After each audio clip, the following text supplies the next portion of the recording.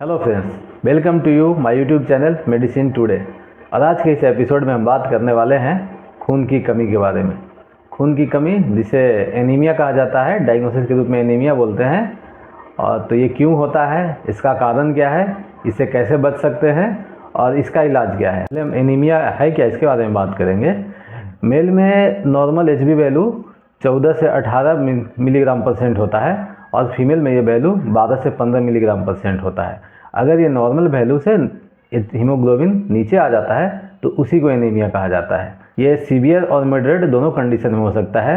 Severity से मतलब है कि अगर हीमोग्लोबिन 8 मिलीग्राम परसेंट से नीचे आ जाता है तो उसको सीवियर कैटेगरी में रखते हैं। 8 से ऊपर है तो मॉडरेट कैटेगरी में, जिसे आप दवाई, खान पान में सुधार, ये सब करके आप 15 ग्राम या अपने नॉर्मल वैल्यू तक पहुंचा सकते हैं। शरीर में खून की कमी का पहचान कैसे करेंगे, तो इसका कुछ है। जैसे पेशेंट को लगातार थकान महसूस होता है, हाथ पैर दुखता है और खून कम होने की वजह से अपना स्किन पीला पीला दिखता है। पेशेंट हमेशा थका थका महसूस करता है, सिर दर्द का कंप्लेन करते रहता है, भूख भी नहीं अच्छा लगता है। तो कुछ ऐसा सिम्टम आपको पता चले तो आप अपना एक बार हीमोग्लोबिन टेस्ट करा लें कि आपका HB कितना है। अगर आपको लगातार थकान रहता है, लगातार सिर दर्द रहता है, लगातार आंखों में दर्द रहता है। खून की कमी के सामान्य कारण क्या क्या हो सकते हैं। एक कारण हो सकता है कि आप जो फूड ले रहे हैं उसमें आयरन की कमी है, उसमें प्रोटीन की कमी है, एक ये कारण हो सकता है। दूसरा जो कारण है, आपका शरीर से कहीं से ब्लड लॉस हो रहा है। हो सकता है आपको बवासीर जैसी बीमारी हो या और कोई ऐसा हो जहाँ से आप मल के रास्ते आपका खून जा रहा हो और आपको पता नहीं चल रहा हो। तीसरा जो उसका प्रमुख कारण है वो लेडीज़ में होता है, उनका मासिक ज़्यादा जाता है, मासिक में खून ज़्यादा जाता है, तो तीसरा वो कारण हो सकता है। चौथा, अगर आपके पेट में कीड़े ज़्यादा हो गए हैं, इसे कृमि बोलते हैं, तो उसकी वजह से भी खून कम जाता है। पाँचवा, अगर किडनी की बीमारी हो, किडनी सही ढंग से काम नहीं कर रही हो, तो भी आपके शरीर में खून कम बन सकता है।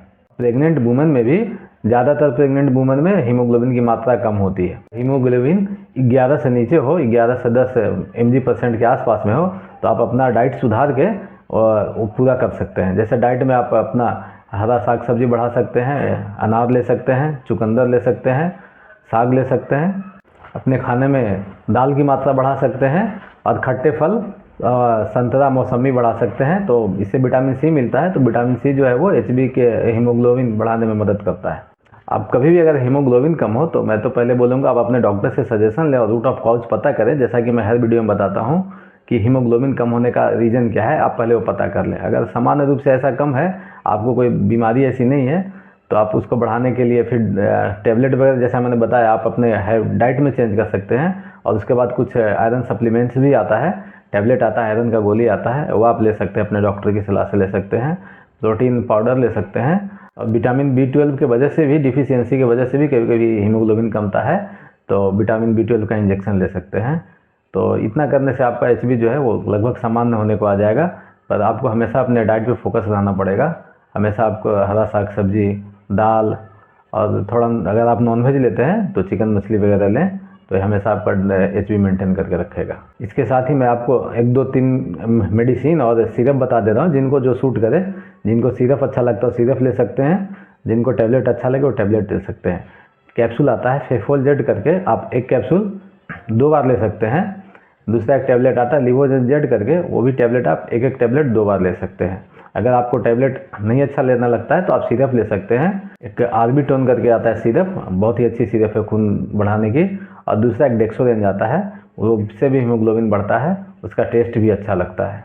ऐसे ही अच्छी अच्छी जानकारी के लिए, छोटे छोटे जानकारी के लिए हमारे साथ जुड़े रहें। धन्यवाद।